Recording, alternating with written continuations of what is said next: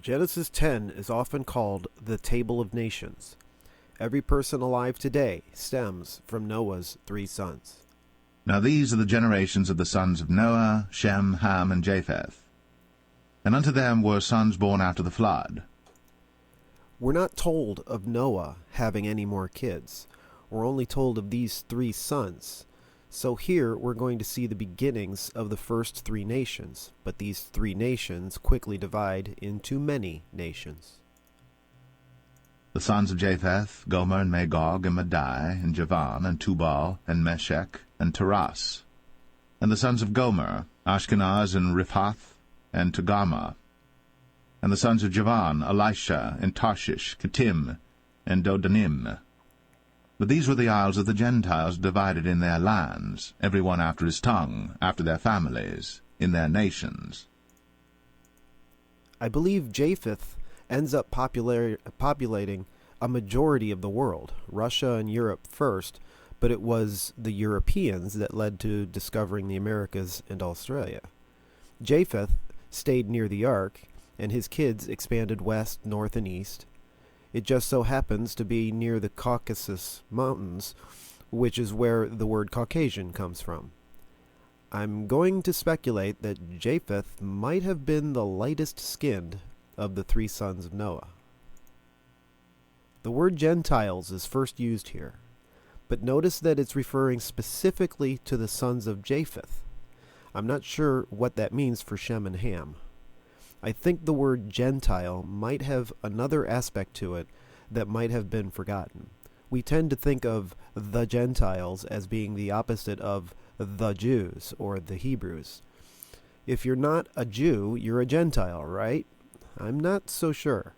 I think the Gentiles come to signify the outer surrounding nations as opposed to the central nations of what we call the Middle East. It's interesting to find where a lot of these names appear again in the Bible.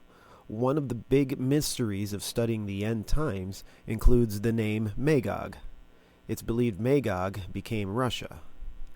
One more thing to point out here is the phrase, after his tongue. It hasn't happened yet, but during the lifetimes of these families, we'll find out why we have various races and languages everywhere. And the sons of Ham, Cush, and Mizraim, and Phut, and Canaan. Ham settled Africa. Phut became the Libyans, but his genealogy isn't really expanded on. Cush became the Ethiopians. Mizraim became the Egyptians. Only Canaan ended up squatting right where the land of future Israel was. Was he supposed to go further south in Africa? It's probably a safe assumption that Ham was the darkest skinned of the 3 sons of Noah, but living on the equator would have a lot to do with it too. And the sons of Cush, Seba, and Havilah, and Sabta, and Ramah, and Sabteka, and the sons of Ramah, Sheba, and Dedan. And Cush begat Nimrod. He began to be a mighty one in the earth. He was a mighty hunter before the Lord.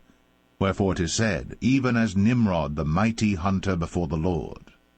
And the beginning of his kingdom was Babel, and Erech, and Akkad, and Calneh in the land of Shinar. Out of that land went forth Ashur, and builded Nineveh, and the city Rehoboth, and Calah. And Rezin between Nineveh and Calah, the same is a great city. This is the first we see the word kingdom. Notice his kingdom includes multiple nations. We will see many of these nations again in Scripture, such as Nineveh.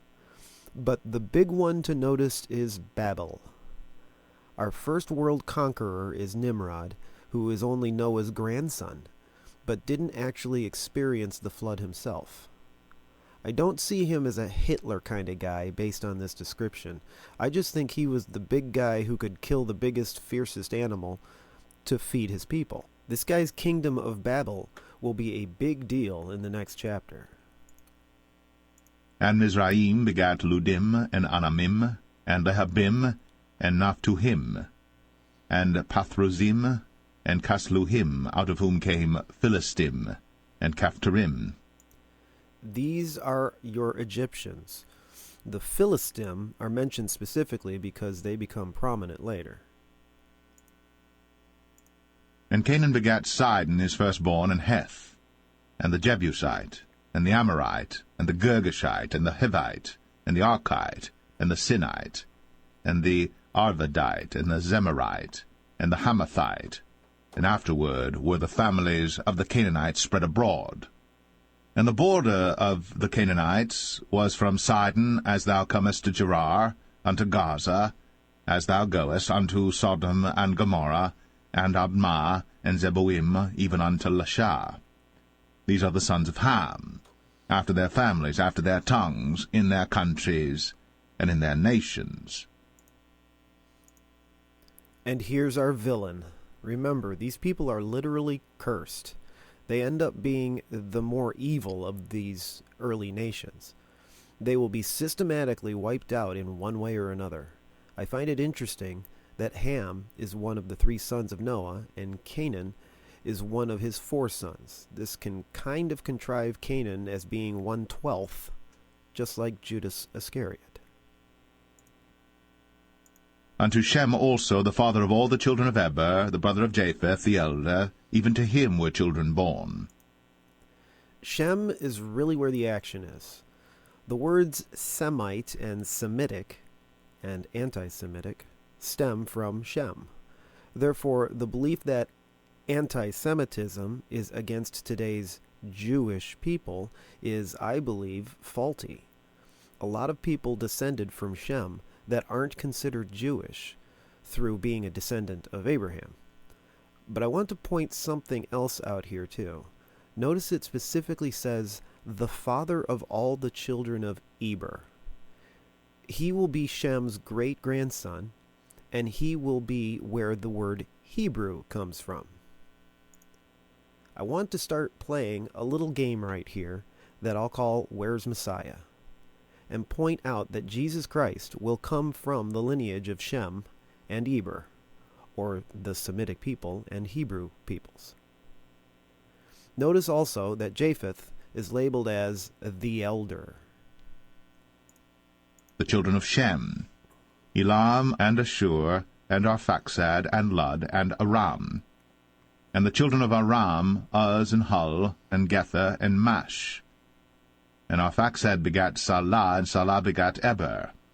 And unto Eber were born 2 sons. The name of one was Peleg, for in his days was the earth divided, and his brother's name was Joktan. I believe Aram is where the Aramaic language will come from. Eber seems to me like the long-lost forgotten patriarch. The Hebrews stem from his name, but that never really gets expanded on. I think it goes to show how bloodline descendancy isn't as relevant as some people want to think. The other point here is the earth divided. I think this was a huge catastrophic event, kind of like the flood, that is still completely shrouded in mystery. The Tower of Babel event in the next chapter most probably is related to this, but one can't be sure. I think this is when the American continents somehow separated through the expanding earth theory from the coasts of Europe and Africa to form the Atlantic Ocean. I don't know if it took a day or many years, but it happened during Peleg's days. This would be where the legends of Atlantis come from.